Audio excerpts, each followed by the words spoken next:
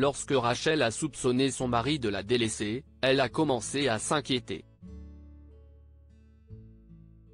Ce qu'elle a fini par apprendre était plus tragique qu'elle n'aurait jamais pu l'imaginer. Mais cela a tout de même réussi à les rapprocher. Rachel et Blake se sont aimés au lycée. Depuis qu'ils étaient en première année, ils étaient tombés amoureux si profondément qu'ils ne pouvaient pas s'imaginer vivre l'un sans l'autre. Ils ont eu 2 enfants et ont tous deux réussi dans leur carrière. Lorsque Blake a eu 50 ans, son comportement a commencé à changer. Il prenait des décisions erratiques comme l'achat d'une nouvelle voiture de sport et changeait de style vestimentaire. Il fait juste une crise de la quarantaine, se dit Rachel. Mais elle n'arrivait pas à se débarrasser du sentiment que quelque chose n'allait pas. Il se passe quelque chose avec toi, Blake.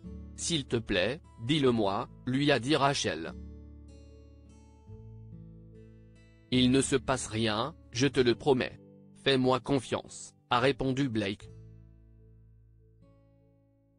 Rachel pouvait voir que quelque chose ne tournait pas rond. De plus, Blake semblait plus frustré que d'habitude. Mais ils se sont promis chacun de travailler sur leur relation plutôt que de s'éloigner davantage. Rachel a même essayé d'ajouter un peu de saveur en l'invitant à dîner. Je pense qu'on va manger un morceau, se promener un peu et voir un film.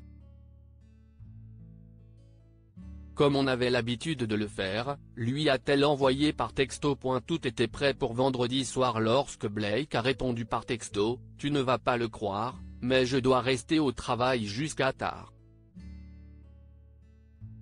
Je ne vais pas pouvoir me rendre à notre rendez-vous. Rachel avait le cœur brisé et était en colère. Pour ne rien arranger, Blake est rentré bien plus tard que d'habitude et était de mauvaise humeur. Qu'est-ce ce qui ne va pas ? A demandé Rachel. Je ne peux pas en parler pour l'instant.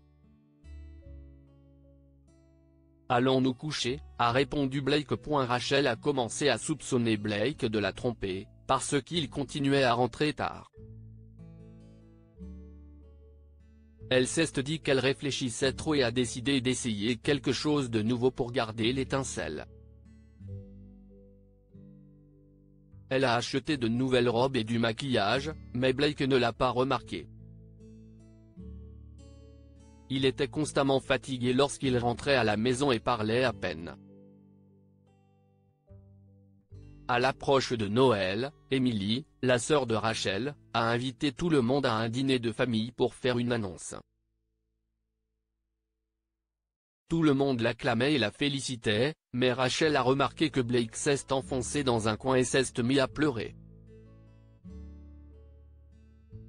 Au début, Rachel pensait que la réaction de Blake était purement due à la joie, mais lorsqu'elle lui a demandé s'il allait bien, il s'est précipité dans la salle de bain. Ses soupçons se sont renforcés. Rachel a commencé à croire que Blake n'était pas seulement infidèle, mais qu'il l'a trompée avec Emily. Malgré tous ses efforts, elle n'arrivait plus à tenir le coup. Dis-moi ce qui se passe maintenant, Blake. Je ne peux pas supporter ça une seconde de plus. Est-ce que tu me caches quelque chose ? A-t-elle demandé. Rachel, je ne te ferai jamais ça. S'il te plaît, fais-moi confiance. Si est juste que je ne peux pas en parler pour l'instant, a répondu Blake. Surgie de nulle part, Emily a fait irruption dans la salle de bain. Rachel l'a immédiatement confrontée, mais Emily a nié qu'il se passait quoi que ce soit. Après une courte dispute, Emily s'en est allée. Ce soir-là, Blake et Rachel ne se sont pas adressés à un seul mot. Ils s'étaient toujours dit de ne jamais se coucher en colère, mais ce soir-là, ils n'ont pas dit un mot. Le lendemain matin, la sœur de Rachel l'a appelé après que Blake est parti au travail. Je dois être honnête avec toi, Rachel.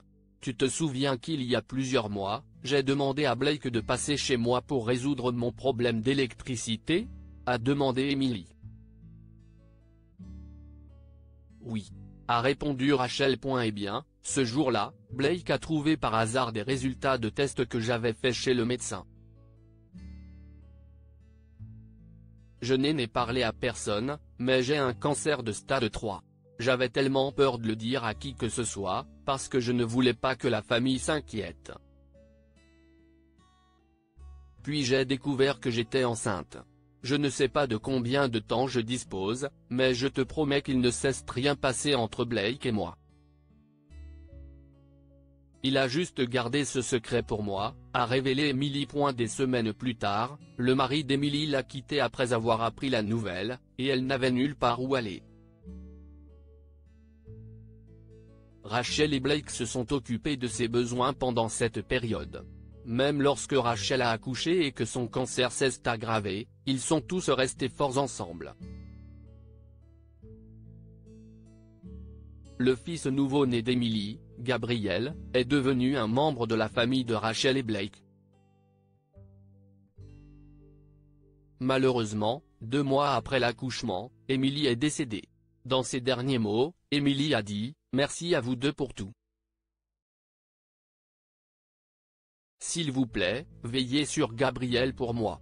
Dites-lui que je l'aimais plus que tout. » Rachel et Blake ont adopté Gabriel et lui ont constamment rappelé les paroles de sa mère. Que pouvons-nous apprendre de cette histoire? Tout n'est pas ce que l'on croit.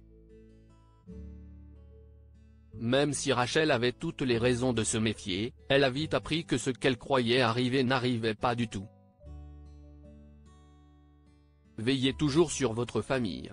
Rachel et Blake étaient tous deux là pour Emily pendant ses heures les plus sombres, et ils ont continué à s'occuper de Gabriel ensemble. Partagez cette histoire avec vos amis. Elle pourrait égayer leur journée et les inspirer. Lire aussi, un homme prévoit de faire une farce à sa fiancée en disant non à l'hôtel, mais elle a dit non la première.